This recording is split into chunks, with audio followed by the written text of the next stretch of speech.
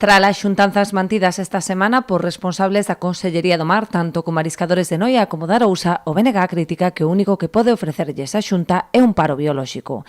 Se ven a necesidade de cobrar para compensar as perdas polas paradas forzosas da actividade, constitúe un dereito dos mariscadores, os nacionalistas van máis aló, exixindo á Xunta que estude as causas da perda de produtividade para poder actuar en consecuencia. Ese dereito terán, evidentemente, que disfrutar si non poden traballar no mar, pero o problema sigue persistindo. E o problema é que a Xunta de Galiza nos últimos 3 anos non moveu ningún dedo para ver cal é a enfermidade que ten a ría de Arousa por un lado e cal é a enfermidade que ten a ría de Muros Noia por outro.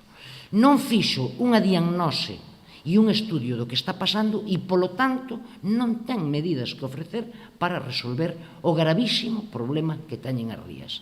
No caso da ría de Muros Noia, tamén na de Arousa, pero no caso da ría de Muros Noia, incluso se negaron sistemáticamente, en varias ocasións que o levamos ao Parlamento, a establecer un protocolo para o baleirado dos encoros, que cando chove moito, como é agora o caso, abren sin control e, evidentemente, todos esos millóns de litros de auga doce van directamente a parar aos bancos marisqueiros e matan directamente o marisco. Dende o BNG advirten ademais de que as axudas non chegarán a todos os traballadores, posto que dependen do Fondo Europeo Marítimo de Pesca, que é quen establece os criterios. As axudas teñen uns requisitos.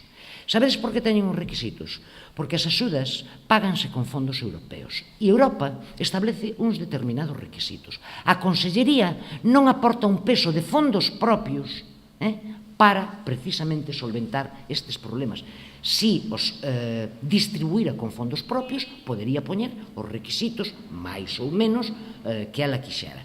Ben, como hai uns requisitos establecidos, vámonos a topar con que moitas desas persoas, tanto en Muros Noia como no Barbán, como na ría de Arousa, xa disfrutaron de axudas este ano e non van a poder volver a poder disfrutalas nesta campaña porque a normativa o impide. Así as cousas, o BNG volverá a rexistrar no Parlamento varias iniciativas para instar a Xunta a tomar medidas serias e efectivas para recuperar a produtividade das rías.